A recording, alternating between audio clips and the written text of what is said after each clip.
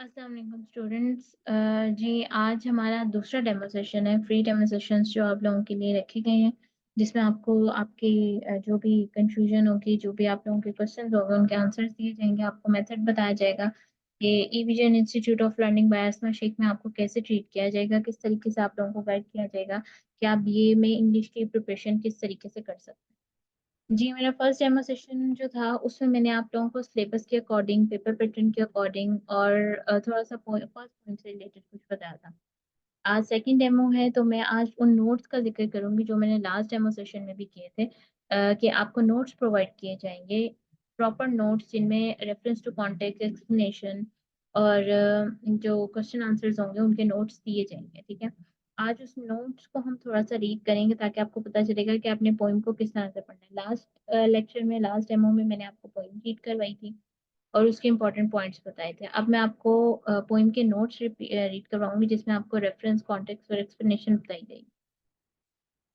जी, ये है पोइम के वो नोट्स जो आपको प्रोवाइड किए जाएंगे जहाँ से आपने मटेरियल याद करना है। और अगर आप क्रिएटिव राइटिंग असाइनमेंट बनाना चाहते हैं तो वेल एंड गुड होगा, क्योंकि असाइनमेंट्स बनाने को मैं ज़्यादा प्रेफर करूंगी आप लोगों की। मुझे असाइनमेंट से एकेडमिक प्रॉब्लम नहीं होगी।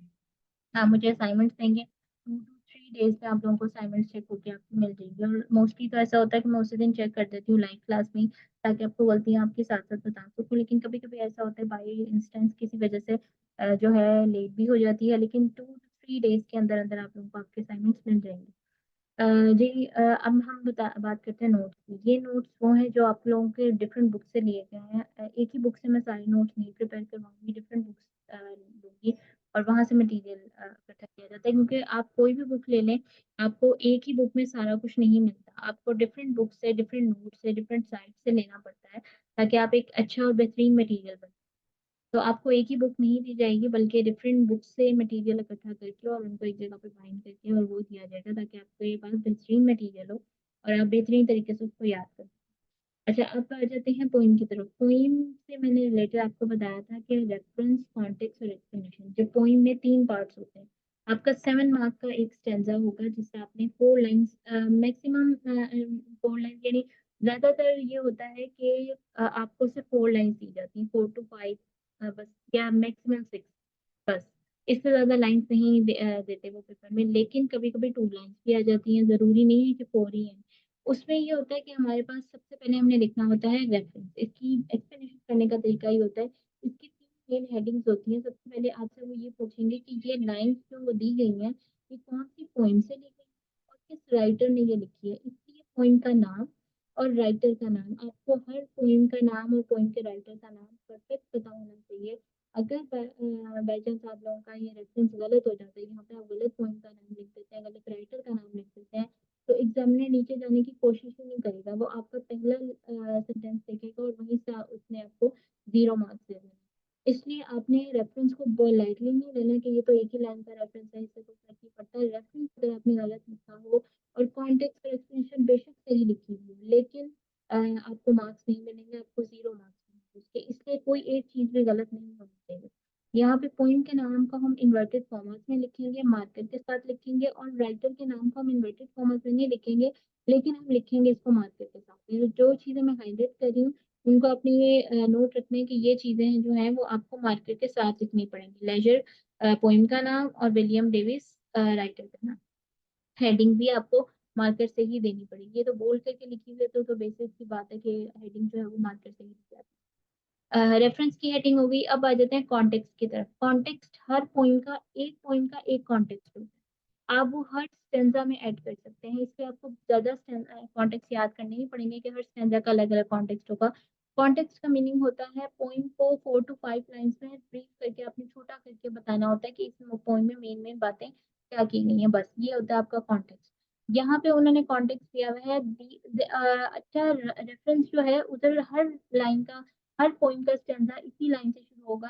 सॉरी, रेफरेंस इसलिए होगा, these lines have been taken from the poem dash written by dash. सिर्फ आपकी पोइम का नाम और राइटर का नाम चेंज होगा, बाकी सेम लाइनें बार बार हर पोइम में रिपीट होगी। कॉन्टेक्स्ट चेंज होगा।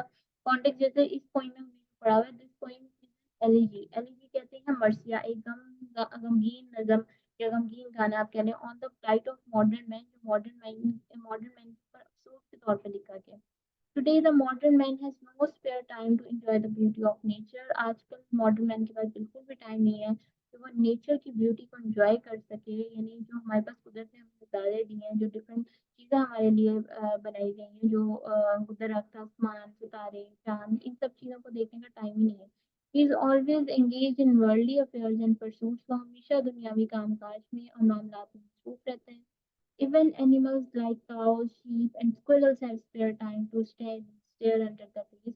यहाँ तक कि जो काउस और शीप्स हैं, उनके पास टाइम होता है कि वो अपने फालतू वक़्त में थोड़ा-सा गौर करें, देखें, ट्रीज़ के नीचे खड़े हों, नेचर को एन्जॉय करें। लेकिन but modern man of today has no spare time to think about the purpose of his creation. लेकिन मॉडर्न मैन के जो आज का मॉडर्न मैन है, उसके पास इतना भी वक़्त नहीं है कि वो इस क्रिएशन को, अपनी तख्लीक के बारे में सोच सके। On the whole, the poem has strong appeal to man for coming back to nature। और अगर हम सारे के बारे में बात करें, तो ये पोइम एक स्ट्रॉन्ग अपील है एक आदमी के लिए कि वो उसे वापस बुलाने के लिए कि वो नेचर की तरफ वापस आए और उसको टाइम दे नेचर को, ताकि नेचर से वो नेचर उसे पीस प्रोवाइड करे। उसके नेचर के अंदर ना अल्लाह ताला ने हमारे लिए एक अलग-सा सुकून, अलग-सी तसल्ली रखी है। अगर आप किसी गार्डन में, किसी बाग में जाके बैठते हैं, तो आपको आपकी आँखों को, आपके दिमाग को रिलैक्सेशन फ़ील होती है। बाज़ लोगों को साइकियाट्रिस्ट जो हैं, वो ये थेरेपी बताते हैं कि आप थोड़ा-सा टाइम ग्राउंड में जाके स्पेंड करें। आप नेचर के करीब जाएँ, आपके माइंड को पीस मिलेगा, आपको पीस प्रोवाइड करती है नेचर, तो जिससे आपका दिल और दिमाग दोनों सुकून में रहते हैं। लेकिन आजकल जो मॉडर्न मैन है, उसके टाइम की सेम रूटीन है। अगर हम ये पोएम तकरीबन आज से कोई 40-50 साल पहले लिखी गई थी, लेकिन उस टाइम पे भी मेरे ख्याल से शायद 40-50 साल से भी ज़्यादा पुरानी ये पोएम है। लेकिन तब भी मॉडर्न मैन को उन्होंने ऐसे ही मसरूफ़ कहा है जैसे कि आज का मॉडर्न मैन। जितने टाइम वक़्त गुज़रता जा रहा है, उतनी ही जिन लोगों की ज़िंदगियाँ जो है वो मसरूफ़ से मसरूफ़तर होती चली जा रही हैं और लोगों के पास इतना टाइम नहीं है कि वो अपनी नेचर को या अपने घरवालों को इतना टाइम दे सकें। वो घरवालों की बेशक बाकी ज़रूरियात को पूरा करने की कोशिश कर रहे हैं, उनको खुशियाँ देने की कोशिश कर रहे हैं, लेकिन अपनी केयर, अपना टाइम उनका कहीं न कहीं वेस्ट हो चुका है। वेस्ट तो नहीं हम कहेंगे, यानी स्पेंड कर देते हैं, वो अपने लिए टाइम नहीं निकाल पाते। वो अपना टाइम ही दूसरों के लिए जो है वो इन्वेस्ट कर देते हैं, बजाए इसके कि वो अपने लिए टाइम निकालें, अपने आप को टाइम दें, अपने नेचर के करीब। अब आ जाते हैं एक्सप्लेनेशन की तरफ। एक्सप्लेनेशन यहाँ पे जितनी छोटी लिखी गई है, इतनी छोटी आपने नहीं लिखनी है। आपको मैं इसका तरीका बताऊँगी पूरा कि आपने किस तरीके से एक्सप्लेनेशन को बढ़ाना है। एक्सप्लेनेशन का पैराग्राफ बेसिकली 3 पैराग्राफ पे डिपेंड करता है एक्सप्लेनेशन आपकी। वो किस पैराग्राफ पे, फर्स्ट पैराग्राफ में आपने सिंपल लाइन्स को एक्सप्लेन करना होता है, ठीक है? सेकंड पैराग्राफ में आपने उन लाइन्स के हिडन मीनिंग को बताना होता है कि इस लाइन में असल में राइटर हमें क्या कहना चाह रहा है, उसमें छुपा हुआ मतलब क्या है? राइटर इस पोएम के ज़रिए हमें कौन-सा मॉरल लेसन दे रहा है? और थर्ड लाइन में आपने उसकी लाइन में यूज़ हुई हुई टेक्निक्स बतानी है कि इन 4 लाइन्स में कौन-कौन सी टेक्निक्स यूज़ हुई हैं, कहाँ-कहाँ पर कौन-कौन सा मटेरियल यूज़ हुआ है, जो टेक्निक्स यूज़ हुई हैं, उनका हम ज़िक्र कैसे करते हैं। अच्छा मुझे मैं एक बात और भी कहती हूँ बच्चों को, जब मैं असाइनमेंट बनाने के लिए कहती हूँ ताकि आप लोगों को ये बात पता चले कि हमने किस तरीके से पेपर में अटेम्प्ट करना है। आप कहीं भी बुक में कहीं भी चले जाएँ, किसी भी बुक से आप देख लें, आपको कोई भी एज़ इट इज़ नोट्स नहीं मिलेंगे जहाँ से आप कहेंगी मैं बिल्कुल एज़ इट इज़ यहाँ से याद कर लेता हूँ और मैं इसको ही लिखूँगा। ऐसा कुछ नहीं होता। आपको बस अपनी थोड़ी-सी नोट्स प्रिपेयर करने पड़ते हैं, थोड़ा-सा जो है बताना पड़ता है कि यानी थोड़ा-सा अपने आप से अपने ओन वर्ड्स में भी आपको यूज़ करना पड़ता है। आपको पता होना चाहिए कि आपको कैसे डील करना है। अगर आप बिल्कुल एज़ इट इज़ आपको मटीरियल मिल जाएगा तो वो आपको कहीं नहीं मिलेगा, और अगर कोई आपको मटीरियल प्रोवाइड कर भी रहा है, तो इसका मतलब ये है कि वो आपको गलत मटीरियल प्रोवाइड कर रहा है, क्योंकि एक्सप्लेनेशन का मटीरियल आपको हमेशा जो है वो अपने ओन वर्ड्स में लिखना पड़ेगा। आप देखिए कितनी सारी पॉइंट्स हैं, इतनी सारी पॉइंट्स में आप कैसे किसी पॉइंट का मटीरियल जो है इतनी सारी पॉइंट्स का मटीरियल याद कर सकते हैं। मेरा मतलब ये है कि आप रट्टा मार सकते हैं, रट्टा आप मार ही नहीं सकते। आप जितनी मर्ज़ी कोशिश कर लें, आप पॉइंट एक्सप्लेनेशन का रट्टा नहीं मार सकेंगे, क्योंकि पॉइंट 23 पॉइंट्स हैं। अगर आप हर पॉइंट का भी रट्टा मारने लग जाएँ, तो आपको तो बहुत टाइम लग जाएगा। इसलिए कोशिश करें कि पोएम्स को अपने ओन वर्ड्स में लिखें और आप प्रॉपर तरीके से उसको जो है क्रिएटिव राइटिंग, और इसमें सबसे ज्यादा मैटर करती है आपकी क्रिएटिव राइटिंग। मैं आप लोगों को, ज्यादा बच्चों को मैं यही प्रेफर करती हूँ कि आप क्रिएटिव राइटिंग करें हैं, अपनी असाइनमेंट बनाएं। मैं आप लोगों को एक एक दो दो स्टेंजास देती हूँ ताकि आप लोगों को टाइम मिल सके, आप अच्छे तरीके से उस स्टेंजा को समझें, उनके बारे में पढ़ें और फिर अपनी असाइनमेंट बनाएं। असाइनमेंट का एक फायदा ये भी होता है कि आप लोगों को याद रहता है कि हमने कौन सा किस तरह हमने किस टाइम पे क्या पढ़ा था। जब हम कोई चीज प्रैक्टिस करते हैं ना और उसको अपनी राइटिंग करते हैं अपने पेपर पे, तो वो चीज हमारे माइंड में ज्यादा अच्छी जो है वो पेस्ट हो जाती है। अगर हम किसी चीज को याद करके सिर्फ छोड़ देते हैं ना, लिखते नहीं है, तो वो चीज कुछ अर्से बाद हमारी ज़हन से निकल जाती है। याद करने की भी कुछ टिप्स होती हैं जो आपको अगर टीचर सही तरीके से बताए तो याद करने के भी तरीके होते हैं। कुछ मटेरियल ऐसा होता है जो हम याद करते हैं और बस याद किया और छोड़ दिया। कुछ मटेरियल ऐसा होता है जिसे हम याद करने के बाद उसे लिखते हैं, उसको थोड़ा सा ऑब्जर्व करते हैं। यानी उसको लिखने से मुराद मेरा ये है कि जब हम उसे लिखते हैं ना तो हमारे सामने वो मटेरियल एक हमारे सामने हमारी गलतियां आती हैं, हमें पता चलता है कि अच्छा ये मटेरियल हमें याद नहीं हो रहा, इस मटेरियल को हमने दोबारा रिवीजन करना है। फिर हम दोबारा खोलते हैं, दोबारा से उसको पढ़ते हैं और फिर जब उसको याद करते हैं तो वो चीज़ हमारी ज्यादा बेहतर तरीके से याद हो।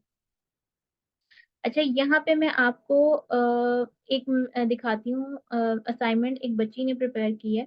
एक स्टूडेंट है जिनको मैंने असाइनमेंट दी थी, जिन्होंने अपनी असाइनमेंट को बहुत अच्छे तरीके से प्रिपेयर किया, जिनसे मैं बहुत ज़्यादा सेटिस्फाई हूँ। तो मैं आपको उनकी असाइनमेंट दिखाती हूँ, वेट अ सेकेंड।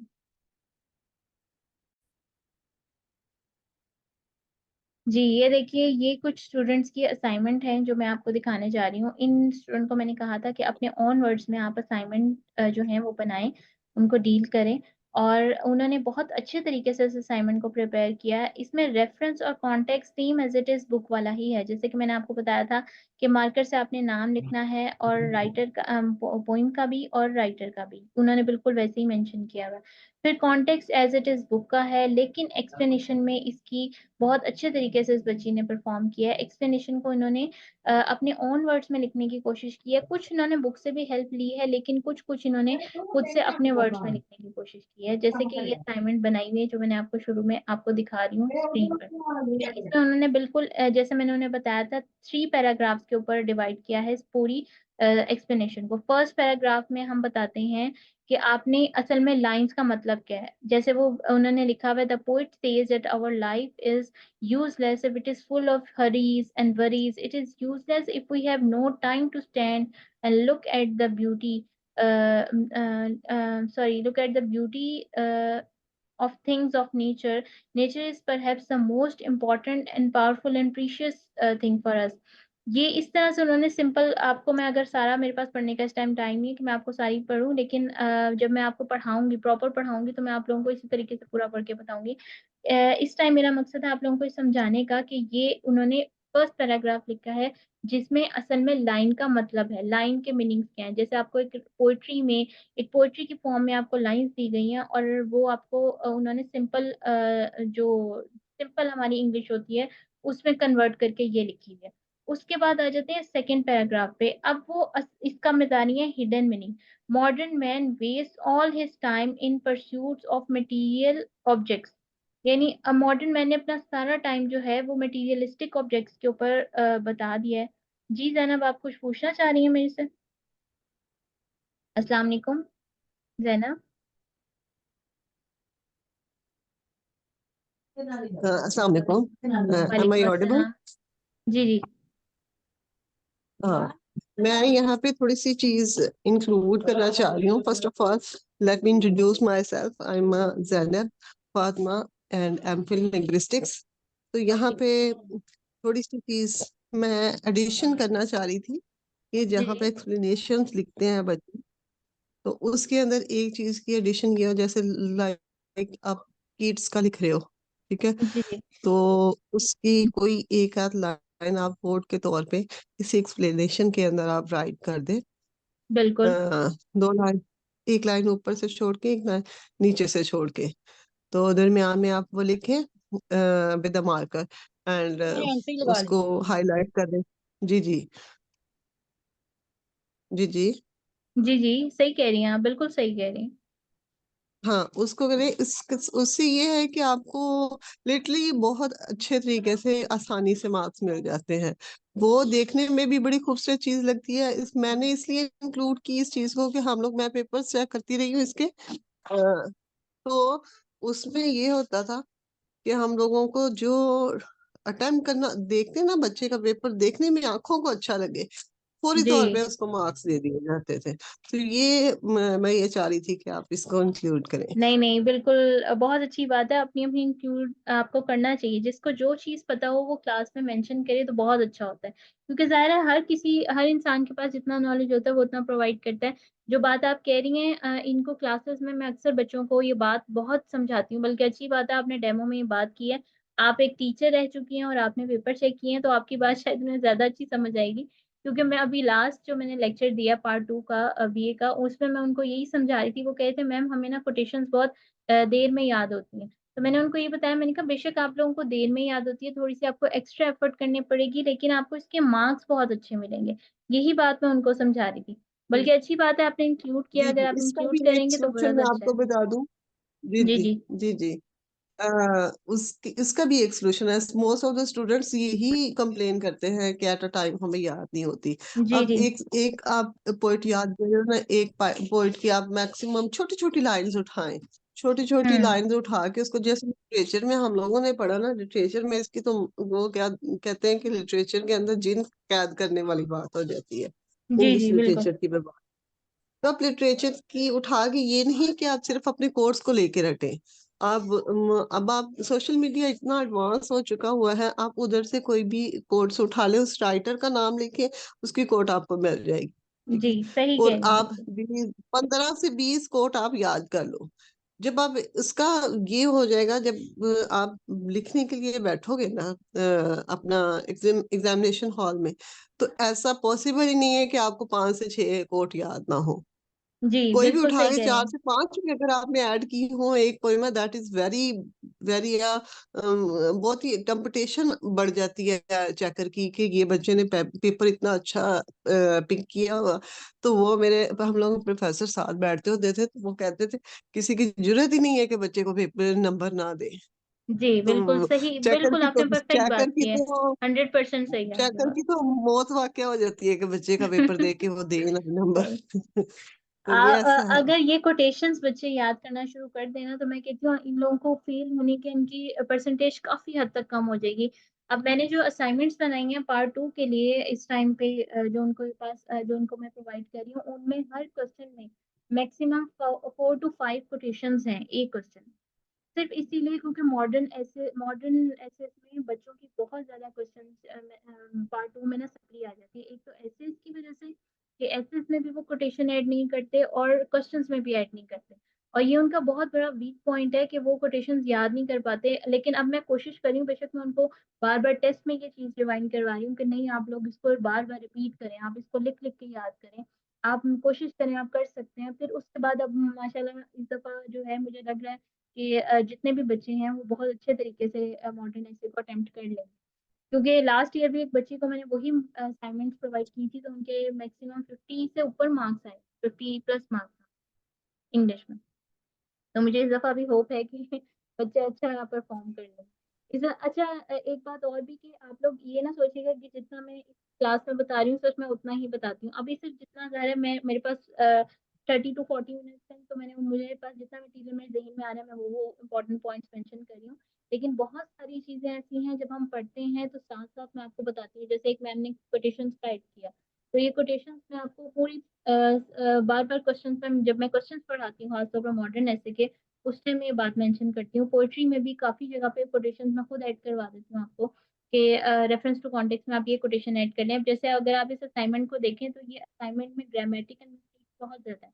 ये मैंने आपको एक प्रॉपर चेक हुई असाइनमेंट नहीं दिखा रही है, बगैर चेक हुए हुए असाइनमेंट है। अगर इसको चेक करें तो इसमें ग्रामेटिकल मिस्टेक्स भी हैं, लेकिन मैं आप लोगों को सिर्फ टाइम ये डेमो ये दिखा रही हूँ कि उस बच्ची ने उन 3 पैराग्राफ्स के ऊपर जाने की कोशिश की जो मैंने उसको समझाया कि आपने जो है अपनी 3 पैराग्राफ में अपनी थॉट्स को लेकर आना। फर्स्ट पैराग्राफ लाइन से रिलेटेड कि आपने लाइंस को सिंपल इंग्लिश में लिखना है। सेकेंड पैराग्राफ में हिडन मीनिंग्स कि आपकी लाइन में असल में इस पैराग्राफ में हिडन मीनिंग्स क्या है। क्या कहना चाह रहा है राइटर, आपको क्या समझाना चाह रहा है, क्या मॉरल लेसन देना चाह रहा है। और थर्ड पैराग्राफ में आपने एलिमेंट्स का जिक्र करना है, जो मैंने आपको लास्ट डेमो में बताए थे।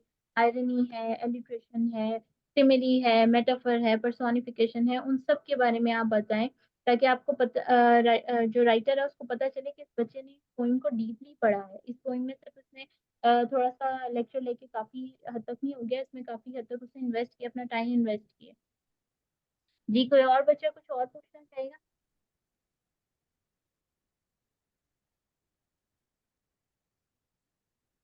कोई और बच्चा कोई और क्वेश्चन करना चाहेगा, या अपना कुछ ऐड करना या कुछ भी?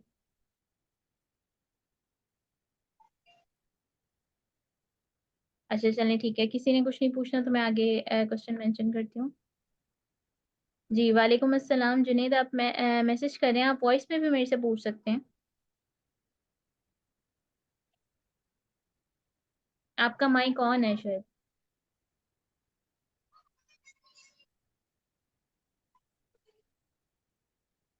ओके चलिए, अगर कोई क्वेश्चन होगा तो आप लोग अपना माइक ऑन करके मेरे से पूछ सकते हैं, बाकी मैं अपने लेक्चर को कंटिन्यू करती हूँ।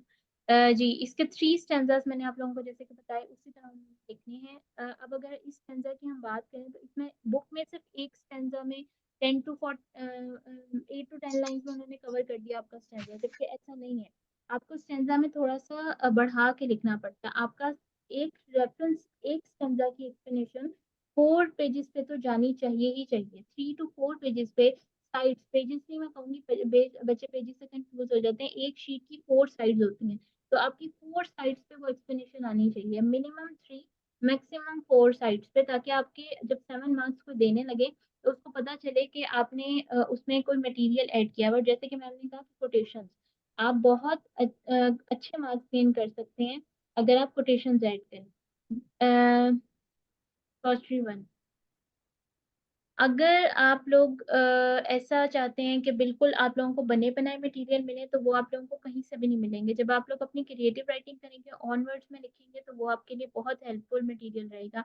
आप अपनी असाइनमेंट्स बनाएं, असाइनमेंट्स बना के मुझे सेंड करें, मैं आप लोगों को उसी टाइम चेक करके, बहुत दफ़ा ऐसा होता है कि मैं लाइव क्लास में ही आप लोगों को चेक करके बताती हूँ।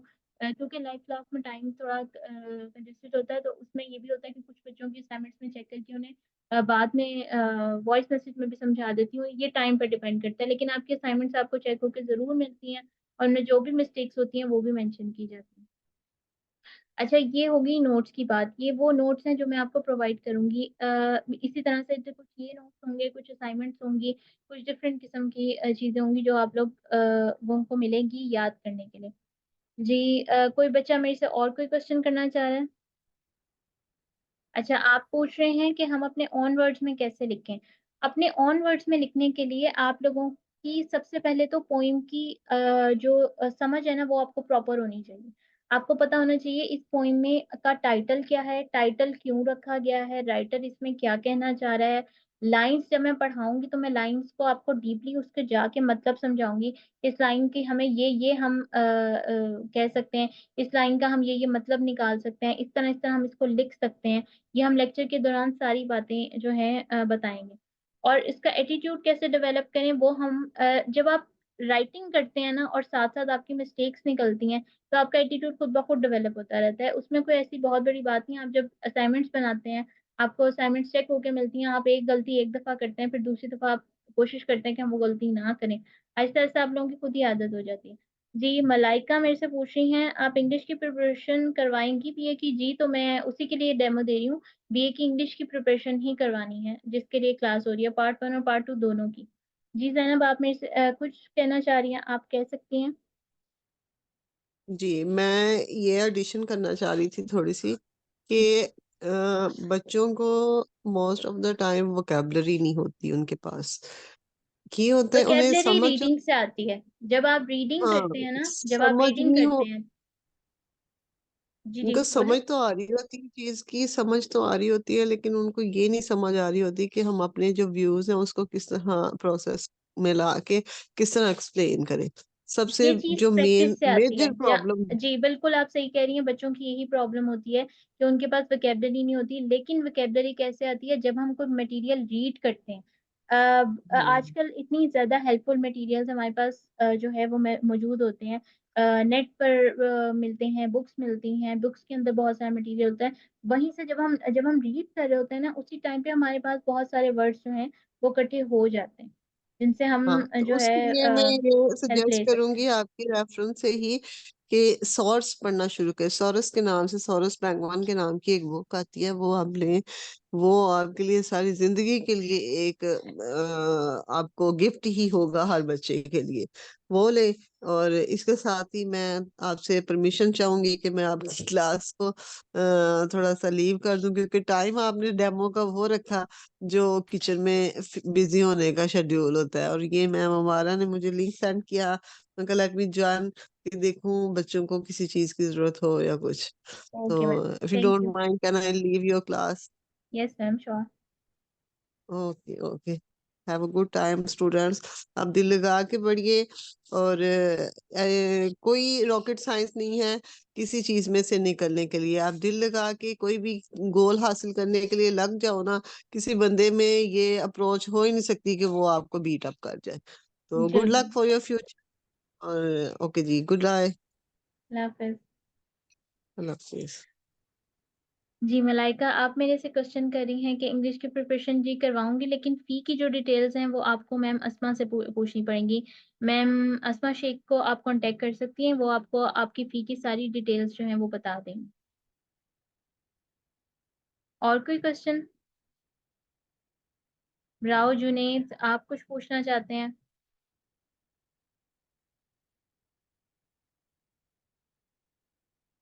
ग्रामर। ओके, ग्रामर क्या यानी ग्रामर से रिलेटेड आप मेरे से क्या क्वेश्चन पूछना चाह रहे हैं? कि मैं ग्रामर अलहदा से करवाऊंगी, आप ये पूछना चाह रहे हैं? आप वॉइस में भी पूछ सकते हैं, आप वॉइस ऑन करके आप पूरा पूछ लें। स्किल्स, देखिए आपकी क्रिएटिव राइटिंग पर यहाँ तो काम होगा ही। जब आप असाइनमेंट्स बनाएंगे आपकी मिस्टेक्स निकलेंगी, ग्रामर की, वोकेबलरी की, कोटेशंस की, सब चीज़ों की आपकी बार बार यहाँ पे मिस्टेक्स जो हैं वो हाईलाइट करके आपको समझाई जाएंगी। इसके अलावा अगर आप ग्रामर अपनी इम्प्रूव करना चाहते हैं तो ग्रामर के स्किल्स कोर्सेज भी अलग से होते हैं। वो भी आप लोगों को, उसके भी फ्री डेमोज हैं ग्रामर के लिए, स्पोकन इंग्लिश के लिए, क्रिएटिव राइटिंग के लिए, सबके सेपरेटली भी कोर्स हो रहे हैं। और आप लोगों को जो बीए की क्लास में करवाया जाएगा वो तो है ही। बीए की क्लास तो मस्ट है, उसमें तो जाहिर सी बात, आप क्रिएटिव राइटिंग के बगैर इतना सारा मटेरियल रट्टा तो नहीं मार सकते, आपको क्रिएटिव राइटिंग क्लास में करवाई जाएगी। लेकिन अगर आप अलहदा से कोई कोर्स करना चाहते हैं ग्रामर का, तो उसके लिए अलहदा सेपरेटली स्किल कोर्सेज भी प्रोवाइड किए जाते हैं। जी, और कुछ?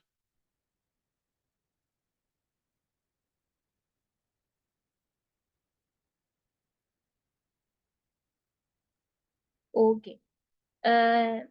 कोई और क्वेश्चन मलाइका आपका या जुनेद आपका?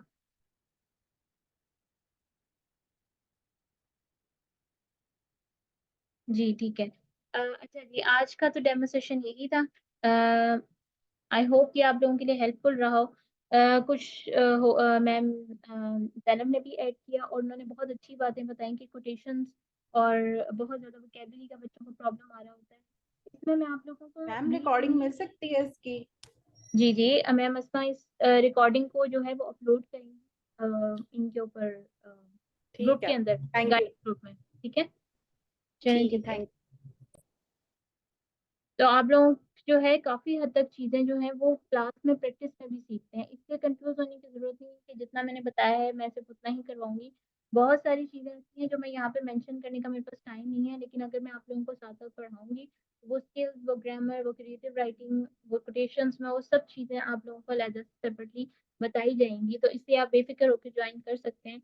आई होप कि आप लोग अच्छे मार्क्स गेन कर सकें। आई मेक श्योर कि मैं पूरा अपना 110% परफॉर्म करूँ, जितना मैं बेहतरीन कर सकती हूँ। बाकी अगर आप लोगों का कोई और क्वेश्चन हो तो गाइड ग्रुप में मैं अवेलेबल हूँ, आप लोग मेरे से क्वेश्चन कर सकते हैं, मैं आपको वहाँ पे प्रॉपरली आंसर करूँगी। इसके अलावा भी अगर आपको फीस से रिलेटेड या एडमिशन से रिलेटेड कोई इन्फॉर्मेशन लेनी हो तो आप मेरे अस्मा से बात कर सकते हैं, वो भी ये गाइड ग्रुप में ऐड हैं, आप उनसे भी डायरेक्टली कांटेक्ट कर सकते हैं। ओके गर्ल्स, थैंक यू, अल्लाह हाफिज़।